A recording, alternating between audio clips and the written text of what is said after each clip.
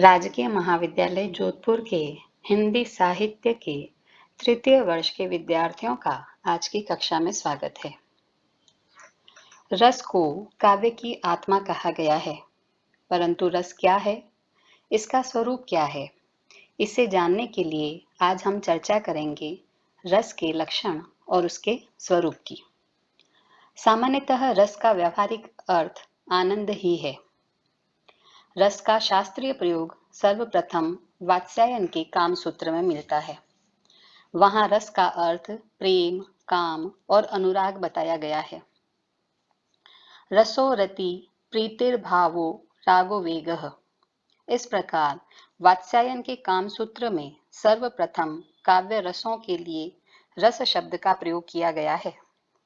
काव्य रस का अर्थ काव्य से प्राप्त होने वाला आनंद है। मानव जीवन के आनंद को 3 रूपों में बांटा जा सकता है: इंद्रिय आनंद, मानसिक आनंद और आत्मानंद। भौतिक विषयों के भोग से मनुष्य को जिस आनंद की प्राप्ति होती है उसे इंद्रिय आनंद कहते हैं।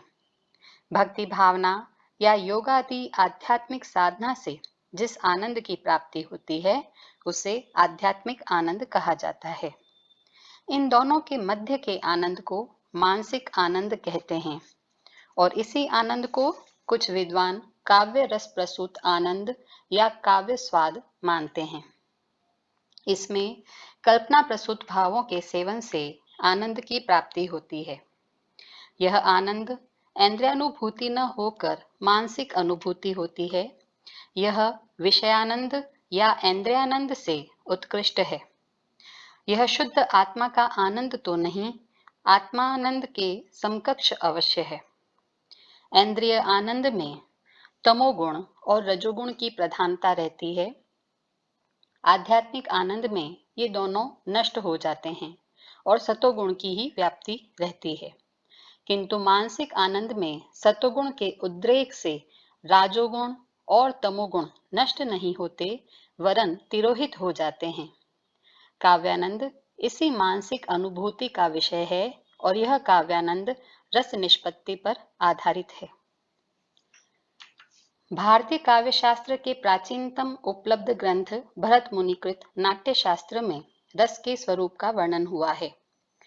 भरत मुनि के विचारानुसार जिस प्रकार कई प्रकार के व्यंजनों, औषधियों और द्रव्यों के संयोग से रस की निष्पत्ति होती है, जिस प्रकार कई प्रकार के व्यंजनों से युक्त अन्न का प्रयोग करके प्रसन्न चित्त व्यक्ति रस का आस्वादन करते हैं और हर्ष आदि को प्राप्त करते हैं, इसी प्रकार सहृदय प्रेक्षक विविध अभिनयों द्वारा व्यंजित वाचिक, आंगिक तथा सात्विक भावों से युक्त स्थायी भावों का आस्वादन करते हैं और हर्षादि का अनुभव करते हैं।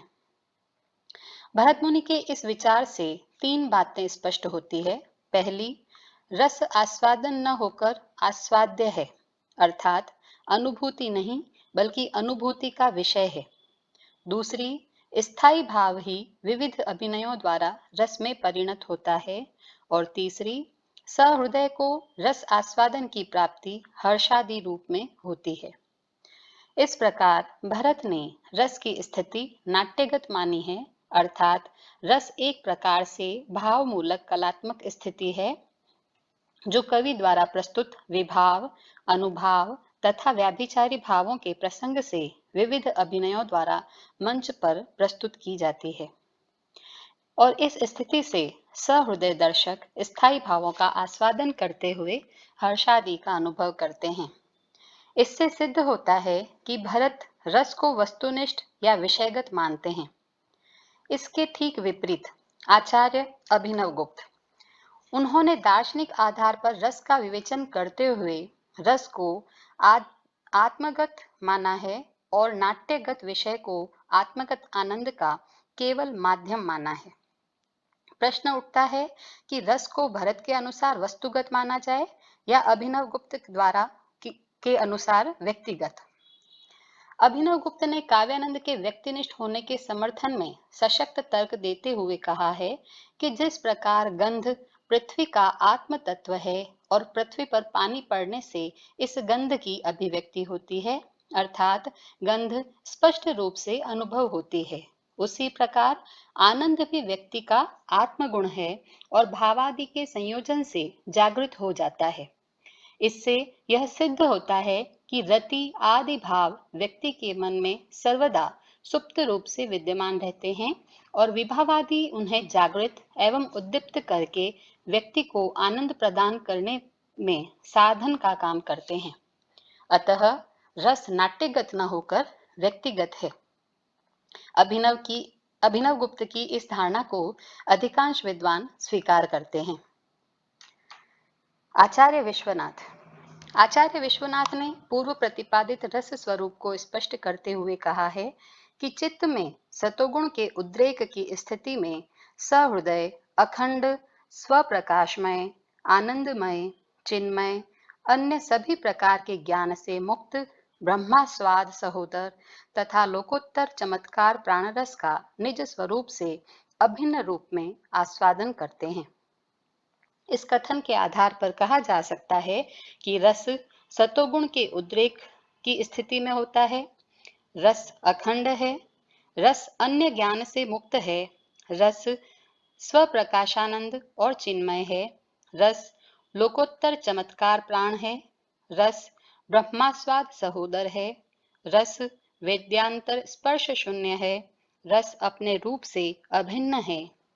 इस प्रकार रस के स्वरूप को भली भांति समझने के लिए रस की इन विशेषताओं को समझना अनिवार्य है। रस सतोगुण के उद्रेक की स्थिति में होता है। जब व्यक्ति का हृदय सांसारिक राग द्वेष से मुक्त हो जाता है और उसमें सतोगुण का उद्रेक होता है, तब ही वह रस के अलौकिक आनंद का अनुभव कर सकता है। नाटक देखते हुए या काव्य के श्रवण या पाठन करते हुए व्यक्ति के हृदय पर ऐसा प्रभाव पड़ता है कि हृदय में रजोगुण तथा तमोगुण तिरोहित हो जाते हैं और सतोगुण का उद्रेक होने लगता है।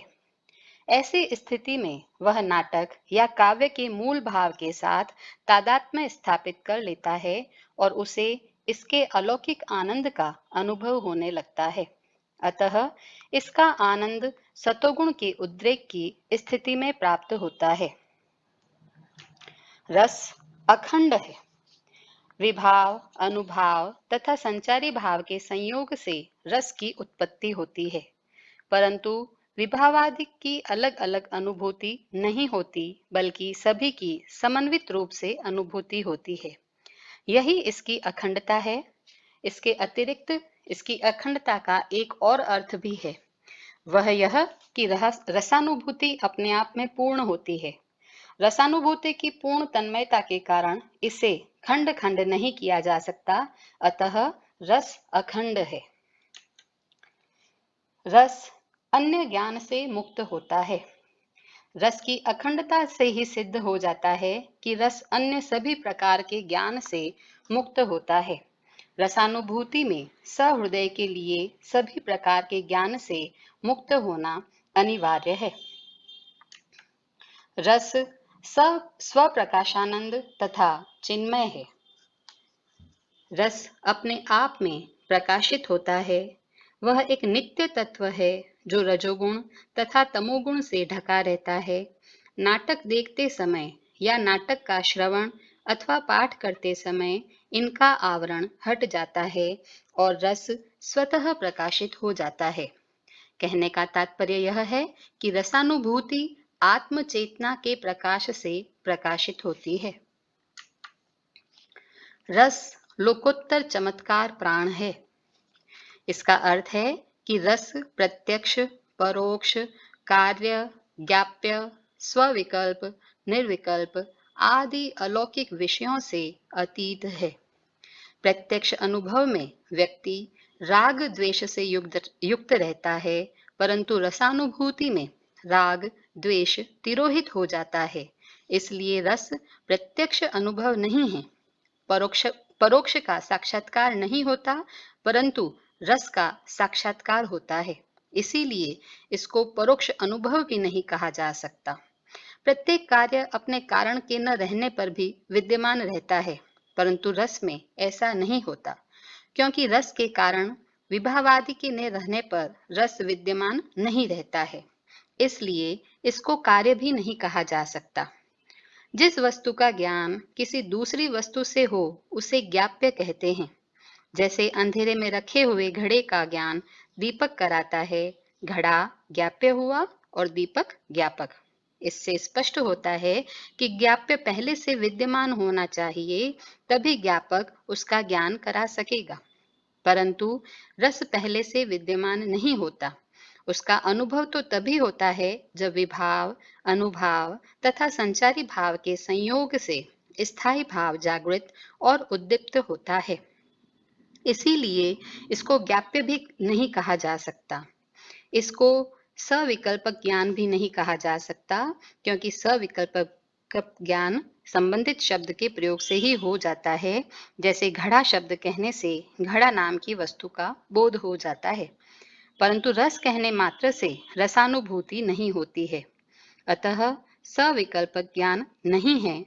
यह निर्विकल्पक ज्ञान भी नहीं है, क्योंकि निर्विकल्पक ज्ञान का अर्थ है कुछ है ऐसा प्रतीत होता है, अर्थात निर्विकल्पक ज्ञान में संदेहात्मकता बनी रहती है, परंतु रसानुभूति में संदेहात्मकता के लिए कोई स्थान नहीं होता है। इससे स्पष्ट हो जाता है कि रस लोकातीत है, इसीलिए इसका चमत्कार लोकोत्तर है। रस ब्रह्मास्वाद सहोदर है, अर्थात रस का स्वाद ब्रह्मास्वाद तो नहीं, परंतु ब्रह्मास्वाद के समान अवश्य है। ब्रह्मानंद स्थायी होता है और इसमें लौकिक विषयों का पूर्ण रूप से तिरोभाव हो जाता है, परंतु रसास्वाद अस्थायी होता है और इसमें लौकिक विषयों का पूर्णतः तिरोभाव नहीं होता है। इसलिए इसे ब्रह्मानंद न कहकर ब्रह्मानंद सहोदर कहा गया है। आचार्य जगन्नाथ ने भी आनंद के 3 रूप मानकर काव्यानंद को ऐन्द्रिय आनंद और ब्रह्मानंद के मध्य स्थित स्वीकार किया है। रस वेद्यांतर स्पर्श शून्य है, अर्थात रस अनुभूति के समय किसी भी सांसारिक बात का स्मरण नहीं रहता। रसानुभूति की स्थिति में मनुष्य देश काल के बंधन से मुक्त हो जाता है। उसमें अपने पराये का भाव लुप्त हो जाता है। वस्तुतः यह आत्मलीनता की स्थिति है। रस अपने रूप से अभिन्न है, अर्थात रस मूलतः आस्वाद रूप में है, आस्वाद्य पदार्थ नहीं। यद्यपि व्यवहारिक भाषा में रसास्वादन का प्रयोग किया जाता है, परंतु वास्तव में रस अपने रूप से अभिन्न है। तात्पर्य यह है कि विभावादि से सहृदय की निजी अनुभूति रस का रूप ग्रहण करती है। आज की कक्षा में हमने रस की विशेषताओं को जाना और उसके स्वरूप को समझा। अगली कक्षा में हम रस के विविध अंगों के बारे में जानकारी प्राप्त करेंगे। धन्यवाद।